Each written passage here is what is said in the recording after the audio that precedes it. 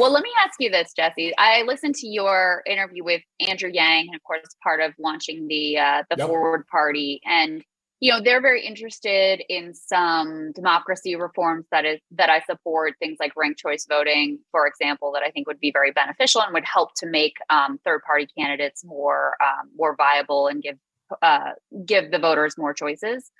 If you were to run for president, because you're kind of exploring that idea with him, what would the core of your platform or campaign be? Because outside of the democracy reform stuff, the Forward Party seems to be kind of a blank slate in terms of a political platform.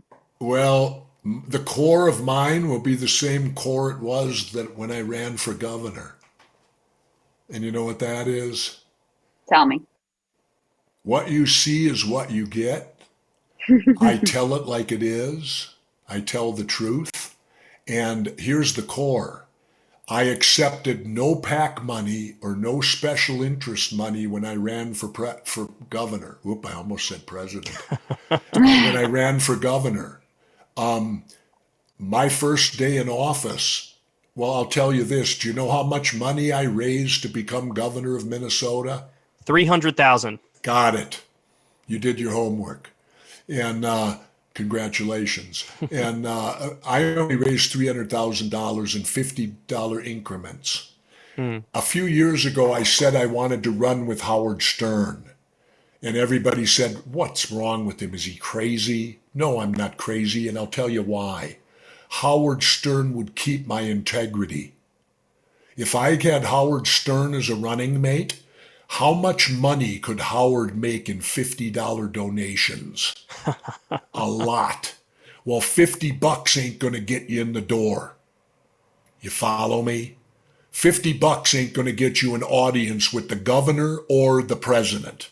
Right. So if I have a mechanism like Stern who could raise me 20 to 40 million bucks in $50 increments where I don't take any special interest money, no PAC money, and then the public of America knows Jesse Ventura is owned by nobody but himself. And I also am not owned by a political party. So what happened with the Green Party in 2020, Jesse? Because I know you were considering running and you sent a letter. They're a mess. So explain the backstory. Number one, they don't want to win. Plain and they want to make a statement and they want to be recognized, but they don't truly want to win. What happened was I was looking for somebody who had ballot access. Right. I can't run unless I get ballot access. You've got to have ballot access. Then you've got to be in the debates. Get me ballot access. I'll get in the debates. I'll shame them. I get press. And they're going to be cowards for me. They're going to chicken out. You're going to elect one of these cowards who won't even face me in a debate? Well, anyway, that aside, if ballot access is what I need, that's all I need. And when I went to the Green Party, they had it. But they also had a candidate named Howie Hawkins, and the Green Party was split. Now, they expected me to fix a already fractured party in a matter of a month and a half, and then take on the Democrats and Republicans at the same time. Not even Jesse Ventura can do that.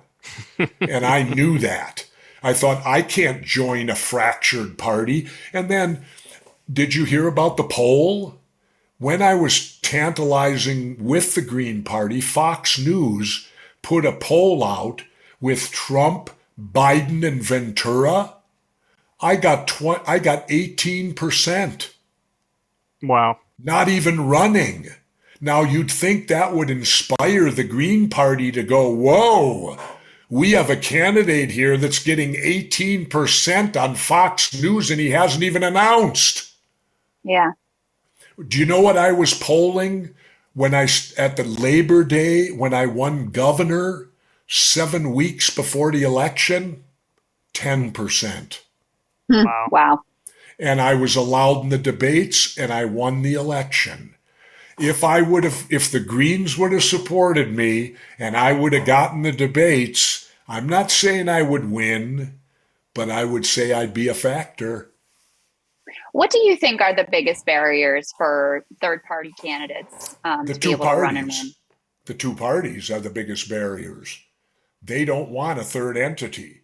Of course. Yeah. So how do you deal with that? Krystal, let me tell you this. If you elect me president, I guarantee you within 3 years, the Democrats and Republicans will be back in bed together. They united against You know how I know that? That's what happened in Minnesota. See, here's what happened in Minnesota. I had a Republican House and a Democratic Senate. Well, for 3 years, whoever I sided with generally prevailed. If I sided with the Democrats in the Senate, they prevailed. If I sided with the Republicans in the House, they prevailed till year number 3. Year number 3, they got in bed together. They rejected my budget. They together put forward a budget that was not fiscally responsible. I vetoed it twice, which was all I could do. They overrode my veto. I would have had to live and operate under their budget now, my second term. I fooled them. I didn't run. So they were now stuck with this budget that was fiscally irresponsible. And guess what happened? I left office. The next governor came in and faced, I think it was a $4 or $5 billion deficit. Because of what the two parties did trying to get me, and I outsmarted them. I didn't run. And they were left holding the bag and left holding what they did themselves at the expense of the Minnesota people to try to get me. And that's how it works. That's the cutthroat that goes on in politics. Believe me, wrestling is a clean industry compared to politics. Jesse, you were in favor of gay rights before it was popular. You were in favor of marijuana before it was popular. Yep. You have an interesting heterodox mix of views because, like you said about your tenure as governor, you reformed property taxes. You gave everybody a check, which was part of a sales tax rebate. You built the Metro Blue Line light rail. You cut income taxes for working people. You increased education funding. What would you say is the best label that describes your politics, given that you sort of have a mix of views? It's very simple, really. I'm fiscally conservative and I'm socially liberal, which means you can't fit in either party.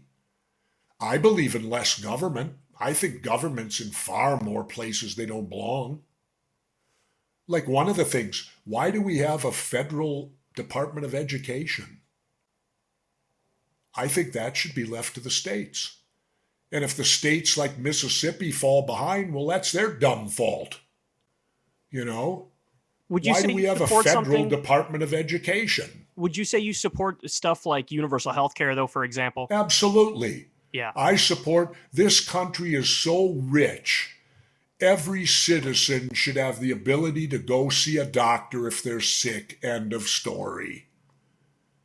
That's the end of it, right there. Anybody should have the ability to go in and see a doctor if you're ill. Absolutely, I support that. See, what I support is this.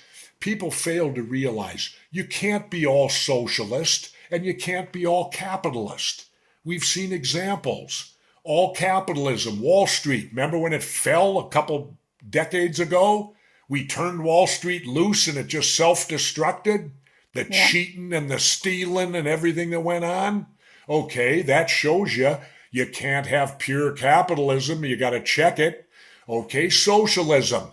The Soviet Union was socialist. They collapsed. They couldn't make it. What you need is a combination of both. You come with some socialist policy, capitalist policy, and you try to determine what the best equation is for both, because if both are working properly, it lifts everyone up. What you just saw is a teaser clip. If you want to watch the entire podcast with the wonderful and interesting Jesse Ventura, please sign up on Substack. It's $5 a month, and it gets you the video of all the Krystal, Kyle, and friends, and it gets to you a day early. And for everybody else, you can listen for free. Just sign up on Substack, the free version, and then you'll be able to listen to it for free. Remember, guys, we don't take any ad money for this podcast. and all the money that we raise for the show is directly from you guys, $5 at a time. So we love you. Please consider joining up to the show and enjoy the full podcast.